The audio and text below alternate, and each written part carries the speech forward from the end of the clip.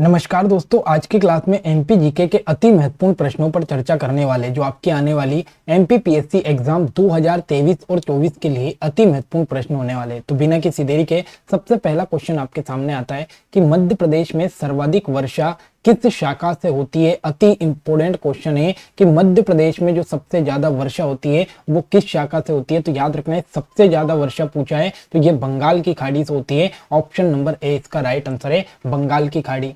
मध्य प्रदेश में किस प्रकार की जलवायु वाला प्रदेश है। ये क्वेश्चन कई बार एग्जाम में पूछा गया कि मध्य प्रदेश में किस प्रकार की जलवायु पाई जाती है। तो याद रखना है दोस्तों, मध्य प्रदेश में उष्णकटिबंधीय मानसूनी जलवायु पाई जाती है। मध्य प्रदेश में जो जलवायु पाई जाती है वो कैसी है, तो वो उष्णकटिबंधीय मानसूनी जलवायु है। अगला, मध्य प्रदेश की जलवायु को उष्णकटिबंधीय स्वरूप प्रदान करने के लिए कौन उत्तरदायी है। ये भी बहुत ही इंपॉर्टेंट क्वेश्चन है कि मध्य प्रदेश की जो जलवायु है ये उष्णकटिबंधीय तो है, पर क्यों है। तो याद रखना है, आपके मध्य प्रदेश से एक रेखा गुजरती है जिसका नाम है कर्क रेखा, और इसी कर्क रेखा के कारण जो मध्य प्रदेश की जलवायु है ना, ये उष्णकटिबंधीय मानसूनी जलवायु है। और दोस्तों, ये जो कर्क रेखा है ना, ये मध्य प्रदेश के टोटल 14 जिलों से होकर गुजरती है। और इसमें भी अगर आप देखोगे ना, तो जो आपका भोपाल संभाग है, इस भोपाल संभाग के सारे जिलों से आपका कर्क रेखा होकर गुजरती है।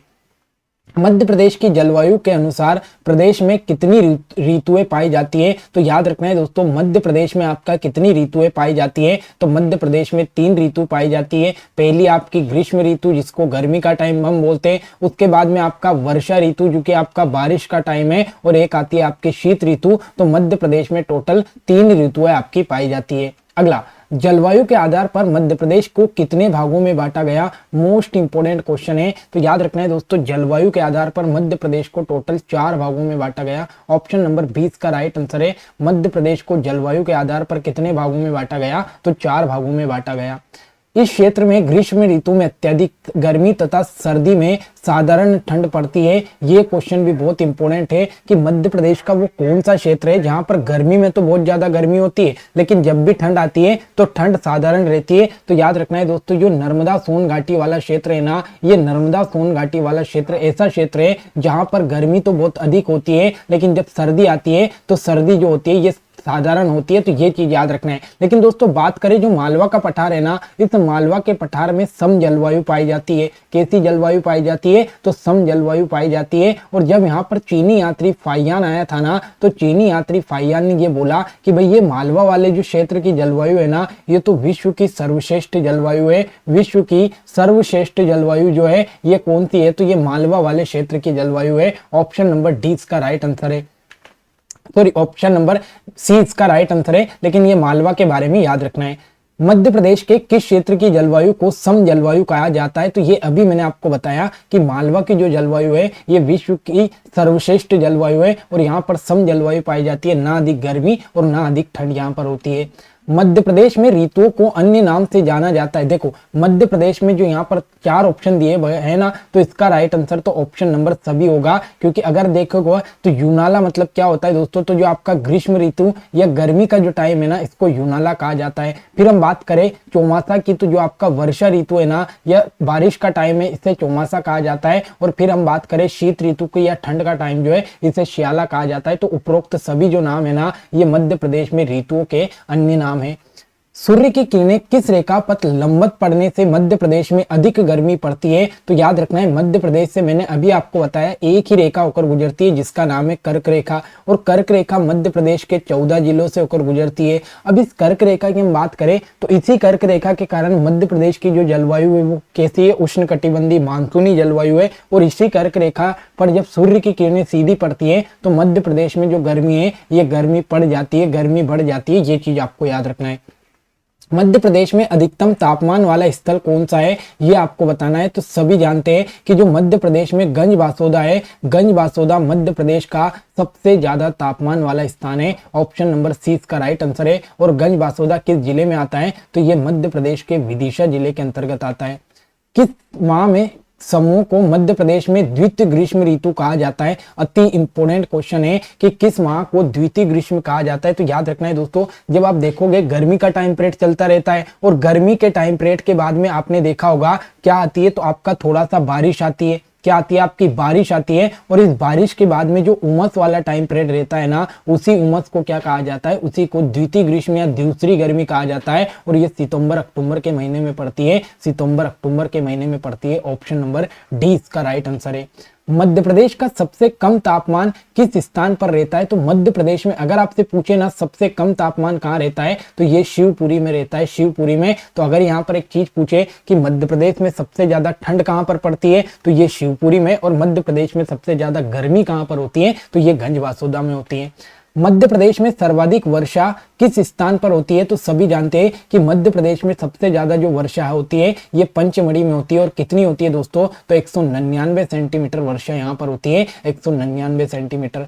मध्य प्रदेश का न्यूनतम वर्षा वाला स्थान कौन सा है? तो मध्य प्रदेश में सबसे कम जो वर्षा होती है ये किस जिले में होती है? तो ये भिंड में होती है। और भिंड में भी एक स्थान आता है दोस्तों जिसका नाम है गोहद। तो भिंड का जो गोहद है ना, इस भिंड के गोहद में मध्य प्रदेश में सबसे कम वर्षा होती है। ऑप्शन नंबर सी इसका राइट आंसर है। मध्य प्रदेश में शीत ऋतु से लौटते हुए मानसून से होने वाली वर्षा को क्या कहते हैं? तो अति इंपोर्टेंट क्वेश्चन है। आपने देखा होगा कभी कभी जो ठंड या शीत ऋतु का टाइम पीरियड चलता है उसमें भी आपका तेज बारिश हो जाती है। और ये जो तेज बारिश होती है ना, ये लौटते हुए मानसून के कारण होती है, जिसे हम मावट या मावटा कहते हैं, मावट या मावटा। तो ऑप्शन नंबर 20 का राइट आंसर है। लौटते हुए मानसून या शीत ऋतु में होने वाली बारिश को मावटा कहा जाता है। मध्य प्रदेश में ऋतु संबंधी जानकारी जुटाने की जो वेधशाला है, ये वेधशाला कहाँ पर है? तो सभी को पता है कि मध्य प्रदेश में ऋतु संबंधी जो आंकड़े इकट्ठे किए जाते हैं, ये इनकी जानकारी दी जाती है, ये इंदौर में इसकी वेधशाला बनाई गई है। ऑप्शन नंबर ए इसका राइट आंसर है, option number A. Madhya Pradesh का सर्वाधिक वर्षा वाला स्थान किस पठार में अवस्थित है? तो आप सभी जानते हो दोस्तों कि मध्य प्रदेश में जो सबसे ज्यादा वर्षा होती है ये पंचमढ़ी में होती है, पंचमढ़ी में होती है। और अगर आप देखोगे पंचमढ़ी को तो ये कहाँ आता है? तो ये सतपुड़ा मेकाल श्रेणी के अंतर्गत आता है, सतपुड़ा मेकाल श्रेणी के अंतर्गत आता है। अब यहाँ से एक इंटरेस्टिंग बात ये याद रखना है कि अगर आपसे पूछे ना सबसे ज्यादा वर्षा वाला स्थान कौन सा है, तो ये तो पंचमढ़ी है। लेकिन कभी पूछ ले कि भैया ये बताओ कि सबसे ज्यादा वर्षा वाला जिला कौन सा है, तो फिर आपको बताना है कि भैया जिला तो बालाघाट है। सबसे ज्यादा वर्षा वाला जो जिला है ये तो आपका बालाघाट है, लेकिन स्थान आपका पंचमढ़ी है। मध्य प्रदेश में शीत ऋतु का समय क्या है? अब देखो शीत ऋतु मतलब ठंड का टाइम, और ठंड का टाइम आप सभी जानते हो कि नवंबर से लेकर फरवरी तक आपका तेज ठंड रहती है। तो नवंबर से लेकर फरवरी तक आपका शीत ऋतु का टाइम पीरियड है। मतलब अगर देखोगे तो मध्य अक्टूबर या 15 अक्टूबर के बाद में आपका ठंड पड़ने लग जाती है, लेकिन यहाँ पर एग्जैक्ट जो ठंड शुरू होती है वो नवंबर से शुरू होती है। मध्य प्रदेश में दैनिक तापांतर किस माह में अधिक होता है? देखो दैनिक तापांतर का मतलब क्या होता है कि दिन के समय जो गर्मी है वो तो बहुत ज्यादा होती है, और रात के समय जब हम जाएं तो तापमान कम हो जाता है, मतलब ठंड पड़ने लग जाती है। और इसी को कहा जाता है ताप में अंतर। और ये जो ताप में अंतर वाला महीना है ना, ये कौन सा है? तो ये मार्च का महीना जो है ये ताप में अंतर वाला महीना है, दैनिक तापांतर वाला महीना। लेकिन अगर आपसे पूछे कि सबसे ज्यादा गर्मी या सबसे ज्यादा तापमान वाला महीना कौन सा है, तो वो आपका मई का महीना है, मई का महीना। अगर आपसे पूछे कि सबसे ज्यादा ठंड या सबसे कम तापमान वाला महीना कौन सा है, तो ये जनवरी का महीना है, जनवरी का महीना। कम तापमान रहेगा मतलब ठंड ज्यादा पड़ रही है, तो सबसे कम तापमान वाला महीना जनवरी का। ज्यादा तापमान मतलब गर्मी ज्यादा पड़ रही है, वो मई का महीना है। मध्य प्रदेश में सर्वाधिक वर्षा वाले जिले के युग्म को पहचानिए। अब देखो बिल्कुल सीधा सिंपल है। मैंने अभी आपको कहा बालाघाट जिला जहां पर सबसे ज्यादा वर्षा होती है, तो बालाघाट और मंडला दोनों इसमें आएंगे। यहां पर आपका सबसे ज्यादा वर्षा वाले जिले, ऑप्शन नंबर बी। निम्नलिखित जिला समूह में कौन सा समूह निम्न वर्षा वाले क्षेत्र के अंतर्गत आता है? तो अगर आप देखोगे तो मैंने आपको बताया भिंड में सबसे कम वर्षा होती है, तो भिंड, मुरैना और जो ग्वालियर जिले है ना, ये सबसे कम वर्षा वाले क्षेत्र के अंतर्गत आते हैं। तो ये चीज आपको याद रखना है। देखो यहाँ से 2-3 चीजें पूछेगी। अगर आपसे पूछ ले कि भैया सबसे ज्यादा वर्षा वाला पठार कौन सा है, तो याद रखना है ये जो सतपुड़ा मेकाल श्रेणी है ना, सतपुड़ा मेकाल श्रेणी, ये आपका सबसे ज्यादा वर्षा वाला क्षेत्र है। अगर आपसे पूछे सबसे कम वर्षा वाला पठार कौन सा है, तो जो आपका मध्य भारत का पठार है ना, मध्य भारत का पठार, ये सबसे कम वर्षा वाला पठार है। और इसी में भिंड, मुरैना और ग्वालियर जिले आते हैं। मध्य प्रदेश को कितने कृषि जलवायु में बांटा गया? तो मध्य प्रदेश को टोटल 11 कृषि जलवायु में बांटा गया। ये क्वेश्चन कई बार पूछा गया, ये आपके सामने एग्जाम के नाम लिखे हुए 11 कृषि जलवायु में आपका मध्य प्रदेश को बांटा गया। AR सुब्रमण्यम, टी श्रीमन्नारायण ने तापमान व वर्षा के वितरण के आधार पर मध्य प्रदेश की जलवायु को कितने भागों में बांटा? तो उन्होंने यहाँ पर 3 भागों में मध्य प्रदेश की जलवायु को बांटा। ऑप्शन नंबर 20 का राइट आंसर है।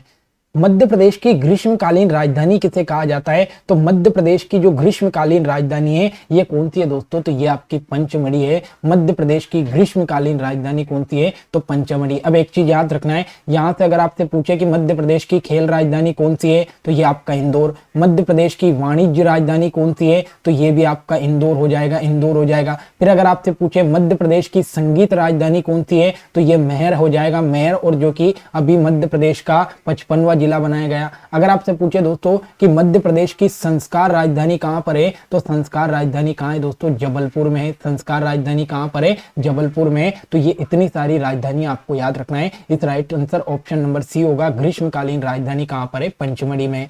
रीवा पन्ना के पठार को अन्य किस नाम से जाना जाता है? तो जो रीवा पन्ना का पठार है ना, इसको विंध्य का पठार भी कहा जाता है। विंध्य का पठार भी रीवा पन्ना के पठार को कहा जाता है। अगर आपसे पूछे ना दोस्तों कि पूर्वी पठार किसे कहते हैं, तो जो बघेलखंड का पठार है ना, इस बघेलखंड के पठार को पूर्वी पठार कहते हैं। अगर आपसे पूछे सबसे बड़ा पठार कौन सा है, तो ये मालवा का पठार सबसे बड़ा पठार है। 28% टोटल मध्य प्रदेश के भाग पर फैला हुआ है। और सबसे छोटा पठार कौन सा है? तो बघेलखंड का पठार है, जो कि मात्र 7% भाग पर आपका फैला हुआ है। तो ये चीजें आपको कुछ पठार के बारे में याद रखना है। और ठीक है, ये आज की इंपोर्टेंट क्लास थी जिसमें हमने एमपी जीके से लगभग आपका ऋतु से संबंधित प्रश्न देखे और जलवायु से संबंधित प्रश्न देखे। आगे भी आपको डेली इसी प्रकार से क्लास मिलती रहेगी। रोज जरूर जुड़े इसी क्लास में, ताकि आपका आने वाली एमपीपीएससी के एग्जाम की तैयारी बेहतरीन हो जाए। तो मिलते हैं अगली क्लास में, तब तक के लिए जय हिंद, जय भारत।